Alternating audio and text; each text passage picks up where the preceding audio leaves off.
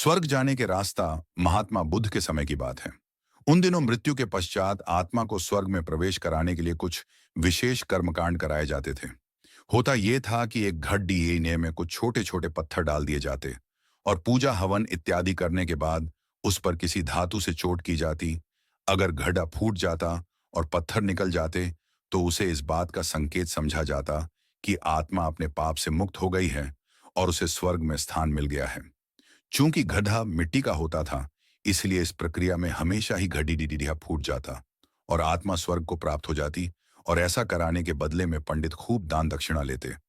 अपने पिता की मृत्यु के बाद एक युवक ने सोचा, क्यों ना आत्मा शुद्धि के लिए महात्मा बुद्ध की मदद ली जाए।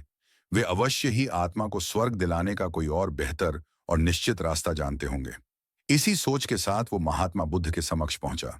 हे महात्मन, मेरे पिताजी नहीं रहे। कृपया आप कोई ऐसा उपाय बताएं कि यह सुनिश्चित हो सके कि उनकी आत्मा को स्वर्ग में ही स्थान मिले। युवक बोला। बुद्ध बोले, ठीक है, जैसा मैं कहता हूं वैसा करना।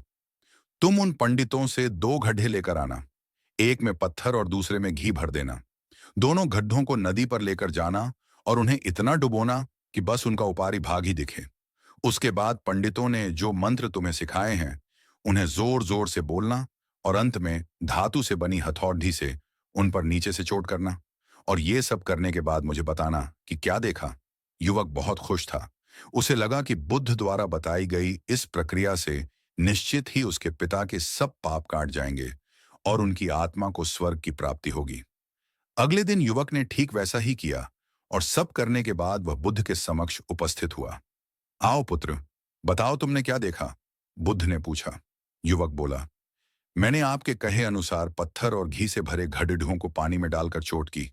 जैसे ही मैंने पत्थर वाले गड्ढे पर प्रहार किया, गड्ढा टूट गया और पत्थर पानी में डूब गए। उसके बाद मैंने घी वाले गड्ढे पर वार किया। वह गड्ढा भी तत्काल फूट गया और घी नदी के बहाव की दिशा में बहने लगा। बुद्ध बोले, ठीक है, अब जाओ और उन पंडितों से कहो कि कोई ऐसी पूजा, यज्ञ इत्यादि करें कि वे पत्थर पानी के ऊपर तैरने लगें और घी नदी की सतह पर जाकर बैठ जाए।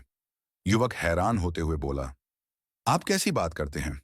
पंडित चाहे कितनी भी पूजा करे, लें पत्थर कभी पानी पे नहीं तैर सकता और घी कभी नदी की सतह पर जाकर नहीं बैठ सकता। बुद्ध बोले, बिल्कुल सही, और ठीक ऐसा ही तुम्हारे पिताजी के साथ है। उन्होंने अपने जीवन में जो भी अच्छे कर्म किए हैं वो उन्हें स्वर्ग की तरफ उठाएंगे और जो भी बुरे कर्म किए हैं वे उन्हें नरक की ओर खींचेंगे। और तुम चाहे जितनी भी पूजा करा लो, कर्मकांड करा लो, तुम उनके कर्म फल को रत्ती भर भी नहीं बदल सकते। युवक बुद्ध की बात समझ चुका था कि मृत्यु के पश्चात स्वर्ग जाने का सिर्फ एक ही मार्ग है और वो है जीवित रहते हुए अच्छे कर्म करना।